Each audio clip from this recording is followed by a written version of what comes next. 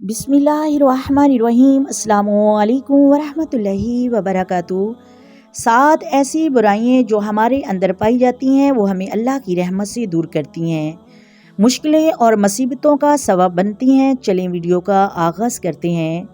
حضرت ساقی رحمۃ اللہ علیہ فرماتے ہیں کہ یہ 7 عادتیں جو ہم آپ کو بتائیں گے اگر کسی شخص کے اندر ہیں تو اس پر اللہ کی رحمت کا نزول نہیں ہوتا۔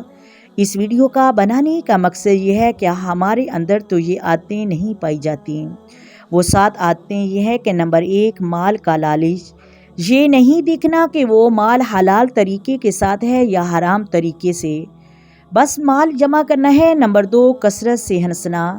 یہ بہت ہی بری عادت ہے۔ نمبر 3، کسی پر تہمت لگانا، یعنی کسی پاک باز عورت پر یا کسی پاک مرد پر وہ بات کر دینا جو اس میں تھی ہی نہیں، اور اس کا بیان تو قرآن پاک میں موجود ہے۔ یا کوئی پاک باز عورت یا مرد پر تہمت لگائے، اس کو 80 کوڑے لگائے جائیں۔ نمبر 4، غیر محرم کے ساتھ ناجائز تعلقات قائم کرنا اور اس کو دیکھنا۔ نمبر 5، غیبت کرنا بلا وجہ، حالانکہ غیبت کے بارے میں نبی کریم نے فرمایا کہ جس نے غیبت کی گویا اس نے اپنے سکے بھائی مردے کا گوشت کھایا۔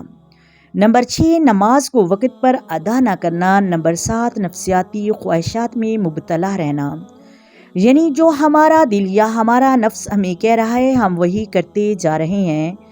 ہم نے یہ نہیں دیکھنا یہ حلال ہے یا حرام ہے۔ محترم ناظرین، ہماری زندگی، ہمارا کردار بنیادی طور پر ہماری عادات کا مجموعہ ہے۔ محترم ناظرین، ایک کہاوت ہے کہ ایک سوچ بولو اور ایک عمل کاٹو، ایک عمل بولو اور ایک عادت کاٹو، ایک عادت بولو اور ایک کردار کو کاٹو، اور ایک کردار بولو اور ایک قسمت کاٹو۔ عادت ہماری زندگیوں میں طاقتور عوامل کا درجہ رکھتی ہیں کیونکہ وہ غیر محسوس طریقے سے ہمارے کردار پر اثر انداز ہوتی ہیں۔ عادت سیکھی بھی جاتی ہے اور بھلائی بھی جا سکتی ہے۔ جدید نفسیاتی کی سرچ کے مطابق زندگی میں جو کچھ بھی ہم کرتے ہیں اس میں 95% کا انحصار آپ کی عادتوں پر ہے، اور ایک سرچ کے مطابق ہمارا 90% نارمل رویہ عادت پر ہی مشتمل ہوتا ہے۔ کامیاب لوگ اچھی عادت کے مالک ہوتے ہیں، جبکہ محترم ناظرین ناکام لوگ بری عادت کا شکار ہوتے ہیں۔ اچھی عادت اپنانا مشکل ہے مگر اچھی عادت کے ساتھ زندگی گزارنا بہت ہی آسان ہے۔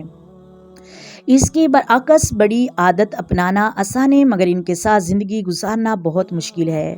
اس وقت آپ جو بھی عادت رکھتے ہیں آپ کی موجودہ زندگی آپ کی انہی عادت کا ثمر ہے، اسی کا اللہ پھل عطا فرماتا ہے۔ آپ کے مستقبل اور معیار زندگی کا انحصار آپ کی عادت پر ہی ہوگا، یعنی آپ کی عادت آپ کے مستقبل کا فیصلہ کرتی ہے، اور در حقیقت آپ جو کچھ بھی کرتے ہیں وہ کسی عادت کا نتیجہ ہوتا ہے۔ آپ جیسا انسان بننا چاہتے ہیں اس میں سب سے بڑی رکاوٹ آپ کی عادت کی ہے۔ اگر آپ بہت کامیاب انسان بننا چاہتے ہیں تو آپ کو اپنی بعض عادت ترک کرنا ہوگی، مثلاً دیر سے اٹھنا، محنت سے جی چرانا، کام میں بہت لت آل کرنا، جلدی فیصلہ نہ کرنا، غیر مستقل مزاج ہونا اور زیادہ ٹی وی وغیرہ دیکھنا۔ کامیابی کے لیے آپ کو ان عادتوں کی بجائے اچھی عادت اپنانا ہوگی۔ محترم ناظرین، کامیاب ہونے کے لیے ایماندار ہونا ضروری ہے۔ مشہور ریسرچ اسکالر ڈاکٹر تھامس اسٹیلیل نے کامیابی کی وجوہات میں ایمانداری کو سرفہرست قرار دیا ہے۔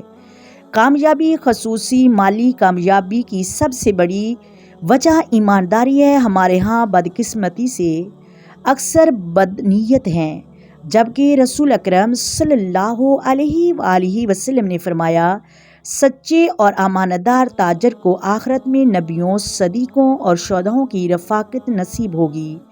ترمذی شریف میں ہے کہ ایمانداری کا مطلب یہ ہے کہ آپ کبھی اپنے حصے سے زیادہ نہ لیں اور کسی طرح اس چیز کو قبول نہ کریں جس پر آپ نے محنت نہ کی ہو۔ محترم ناظرین، بدنیاتی کی بہت سی صورتیں ہیں، مثلاً کم تولنا، کم ناپنا، اچھی چیز کہہ کر خراب چیز دینا وغیرہ۔ بدنیاتی کبھی چھپی نہیں رہتی، آج نہیں تو کل پکڑی جائے گی۔ بددیانتی کی بنیاد جھوٹ ہے، مومن کبھی جھوٹا نہیں ہو سکتا۔ یہ نہ صرف گناہ کبیرہ ہے بلکہ اس کا اور بھی بہت سے نقصانات ہیں۔ اس سے فرد کی ساری ایمانداری مشکوک ہو جاتی ہے۔ اگر فرد کو زندگی کے ایک شعبے میں جھوٹ بولنا پڑے تو دوسرے شعبوں میں بھی بولنا پڑے گا۔ جھوٹ کبھی چھپا نہیں رہتا، اور جب ایک بار پکڑا جائے تو فرد کی ہر چیز مشکوک ہو جاتی ہے۔ اس کا دوسروں پر بڑا نقصان ہے کہ ایک جھوٹ کو چھپانے کے لیے دوسرے بہت سے جھوٹ بولنے پڑتے ہیں۔ جب ہم لوگوں کو دھوکہ دیتے ہیں تو اپنے آپ کو سمارٹ اور ہوشیار محسوس کرتے ہیں۔ اس کے علاوہ طاقتور اور کنٹرول کا احساس بھی محسوس کرتے ہیں، مگر در حقیقت یہ احساسات بالکل عارضی ہوتے ہیں، اور جب جھوٹ پکڑا جاتا ہے تو ہماری ہر چیز تباہ ہو جاتی ہے۔ اگر آپ دنیا اور آخرت میں کامیابی چاہتے ہیں تو ایماندار بنیں، یہ آپ کے لیے کامیابی کی بہت سے دروازے کھول دے گی۔ شکر ایک اسلامی صفت ہے، ہمیں ہر حال میں شکر کرنے کی ضرورت ہے۔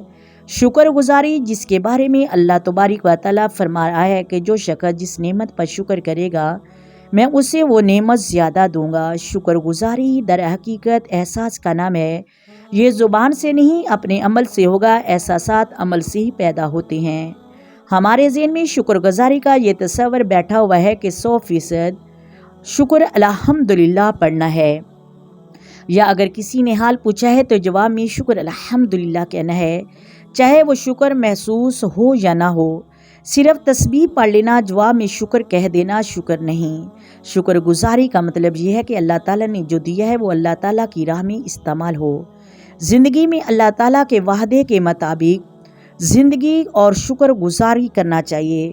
شکر گزاری کا ایک بہترین طریقہ یہ ہے کہ اللہ تعالیٰ نے جو نوازشیں، جو آسانیاں، جو نعمتیں عطا کی ہیں وہ دوسروں کو بھی بانٹنا شروع کر دیں۔